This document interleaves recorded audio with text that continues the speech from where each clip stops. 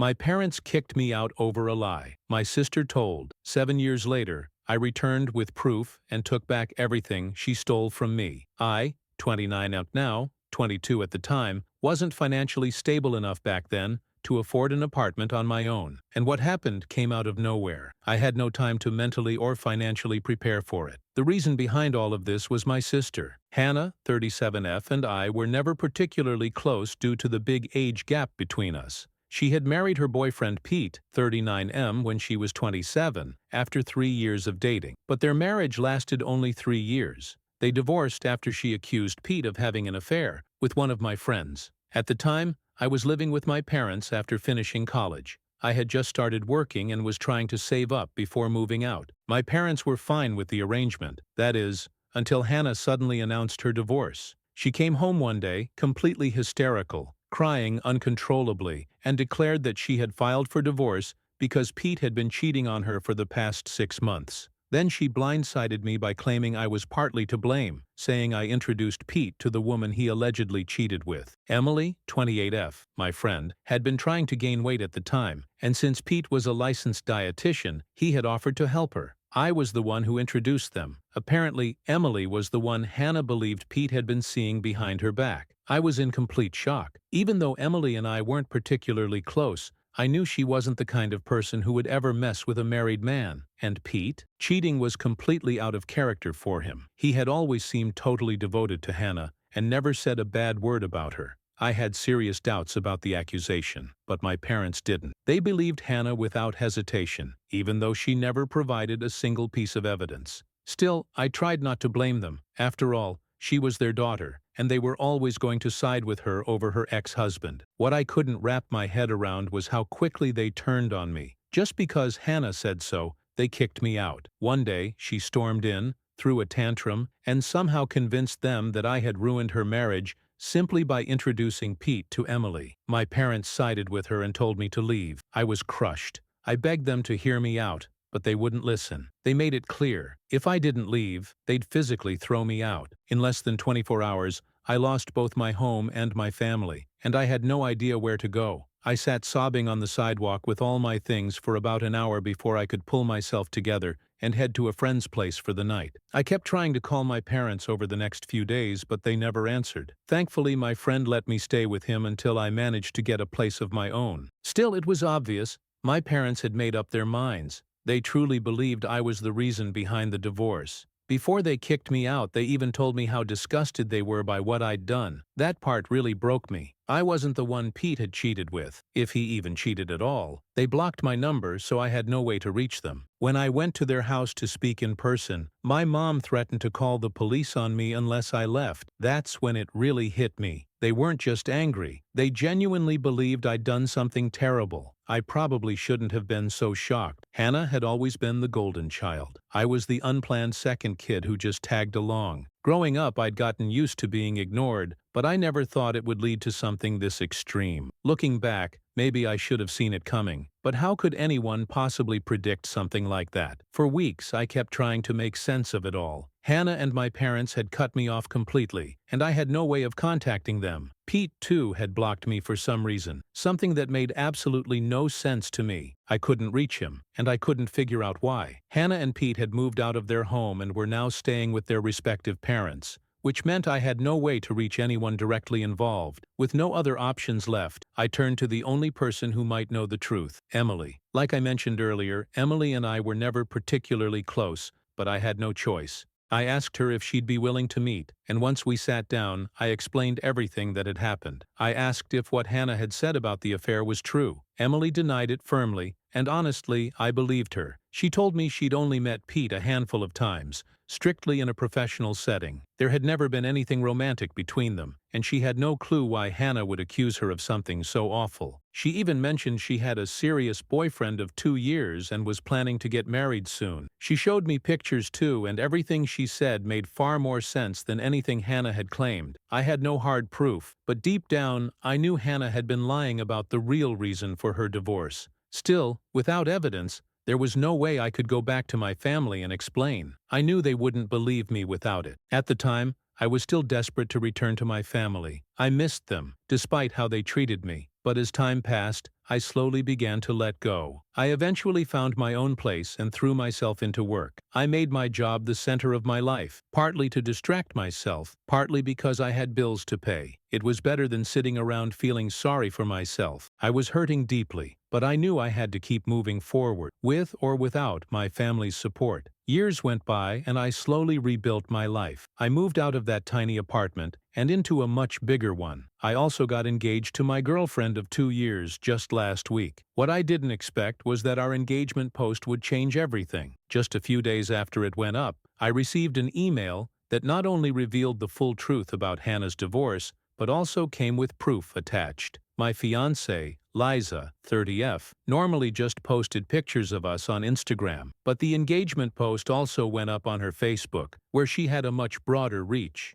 It was public, so a lot of people saw it, including my ex-brother-in-law Pete. Turns out Liza had met Pete a few years earlier at a seminar. She's a doctor, and they ended up connecting and adding each other on Facebook. It really is a small world. For once, I was thankful for it. A few days after we made the post, Pete reached out, not through social media but via an anonymous email. He explained later that he chose to email anonymously because he felt weird reaching out after all these years. He didn't want to look like he hadn't moved on or come across as bitter, especially since he was the one who had blocked me back then. The contents of the email blew my mind. Pete laid out the full truth and attached proof of what had really gone down 7 years ago. It turns out Hannah had been the one cheating on Pete, not the other way around like she had claimed. That lie alone was enough to shake me, but there was more. Apparently, she'd been having an affair with one of my own friends, just like she accused Pete of doing. The guy was Frank, 28M, a cashier at the grocery store near Hannah's old house.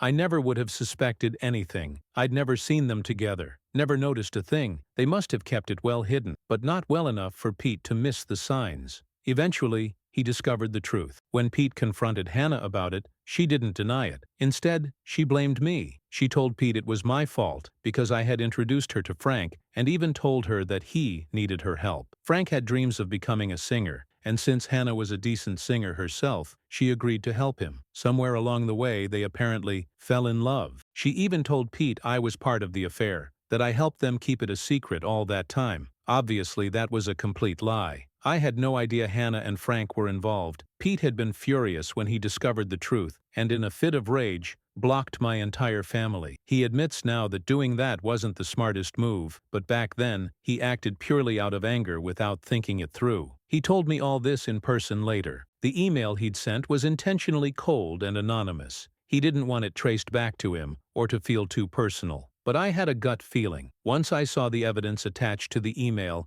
I knew I had to find out who sent it. The attachments were screenshots of emails between Hannah and Frank, where they openly discussed how easy it was to manipulate Pete, confessed their love for each other, and made plans to meet up. There was even a smoking gun. Hannah signed off a few of the emails using her middle name, which barely anyone knows. That's how I knew for sure it was her. She was dead to rights. I figured Pete was the one who sent the email after I started going through Liza's Facebook friends. Something told me it was connected to social media. When I finally found Pete on her list, I messaged him, and we arranged to meet a few days later. When we finally talked, he told me he'd learned about what Hannah told my family through Emily. Apparently, they'd run into each other a couple of years back, and during their conversation, she asked him about the divorce. That's when the truth started to unravel for him, too. I had asked Emily not to mention my side of the story back then, and now I regret it deeply. If I hadn't told her that, she might have explained everything to Pete earlier, and I could have cleared my name years ago. Still, Pete confessed that after hearing Emily's version, he wanted to come clean to me and explain everything, but he hesitated. He said he felt too awkward about it. Honestly, if Pete wasn't so easily embarrassed, I could have saved myself years of pain, but I forgave him. I needed his help to bring down my sister, and I knew he'd be all in. Hannah had clearly lied to my parents just to keep their financial support during the divorce.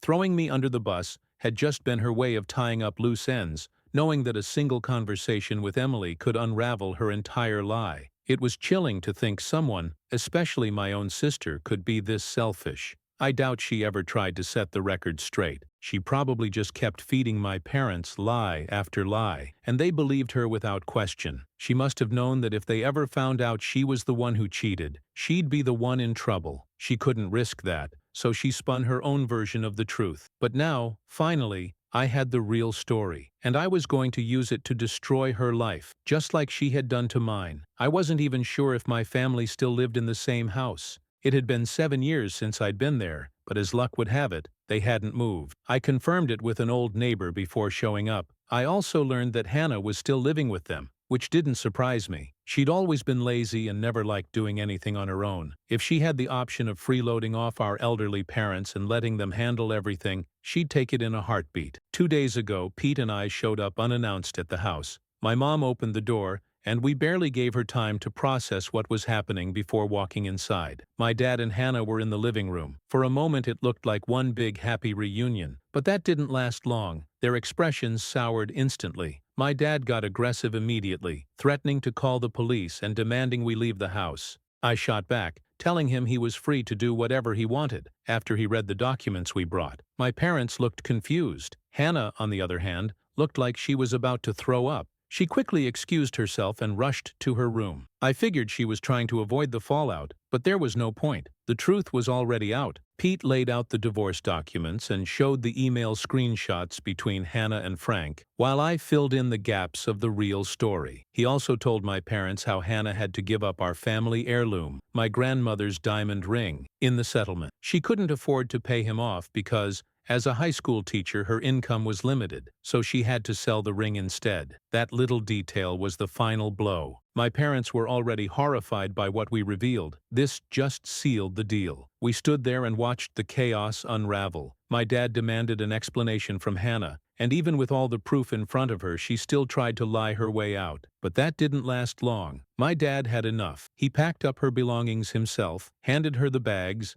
and told all of us to get the hell out of his house. I didn't wait around. Pete and I left while Hannah begged and pleaded with our parents to let her stay, just like I had begged them 7 years ago. This, to me, was poetic justice. Karma had finally come full circle, and I couldn't have been more satisfied. A couple of days passed before Hannah showed up at my place out of the blue. She demanded that I make things right with our parents. I had no clue how she even found out where I lived, but I told her flat out that I didn't owe her anything. She ruined my life once, and I just returned the favor. We were even now. I guess she had no pride left, because the second I said that, she started crying and calling me a monster. But I didn't care. I shut the door on her and put on my headphones to drown out the drama. Liza, my fiancée, was working in her study, and I didn't want her to be disturbed either. Eventually, Hannah left, but not without leaving a message. She used a marker to scrawl on my door, calling me a revengeful monster. Frankly, I don't think I did anything wrong. I don't feel a single shred of guilt. She seems convinced I'm the villain in all of this, but the truth is, I simply told the truth, while she spent years lying and using others. So what do you think? Am I the jerk for turning her life upside down after she ruined mine 7 years ago? She's trying to get sympathy from me now. I suppose her teacher's salary isn't enough to cover rent, utilities, and food, and she's realizing how hard life can be when you're actually responsible for yourself. I don't feel bad for her. Yes, I've blocked her number more than once, but I think she's getting her friends to add me to conference calls, which makes it even more ridiculous. As for my parents, they're no better than Hannah. They found me on Facebook after seeing my engagement post, and now, suddenly, they want to be involved in my life again. They haven't apologized for anything, but they're asking to come to the wedding, as if that's just something they're entitled to. It's baffling to me how they think this is okay. Liza and I have actually been laughing over their texts. It's unreal how delusional they sound. Right now, it's just sad. Sad for them. Hannah showed up at my house again yesterday, after I'd already warned her I'd call the police if she didn't leave me alone. I was heading to work when she jumped in front of my car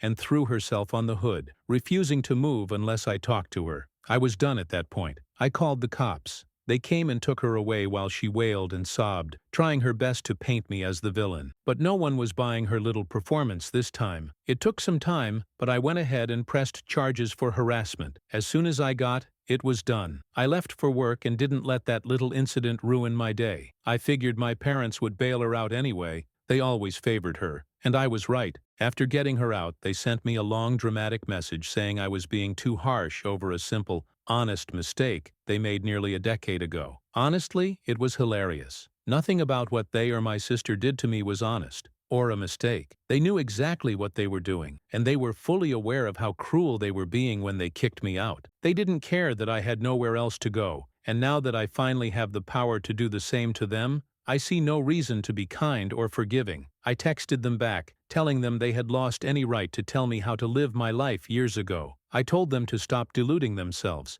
I haven't blocked them yet because I haven't had time to sift through all the messages, but I will soon. Hopefully, once that's done, I'll finally be rid of this entire family for good. I'm just laughing at how delusional and pitiful they sound. Apparently, they still believe we're a family. They told me they've taken Hannah back in and have decided that both their children deserve a second chance, as if I was ever the one in the wrong. They expect Liza and me to come over for dinner sometime soon to sort things out in a civilized manner before the wedding. The audacity. Bold of them to assume I'd ever want them at my wedding to begin with. Liza and I had a great laugh over their ridiculous message. Then I replied, telling them I wasn't the least bit interested in anything they were inviting us to. I've been fine without them for the past 7 years, and I intended to keep it that way. They had already proven I was better off without them, and I was genuinely thankful for that realization. I don't need them in my life, and I definitely don't want their fake forgiveness.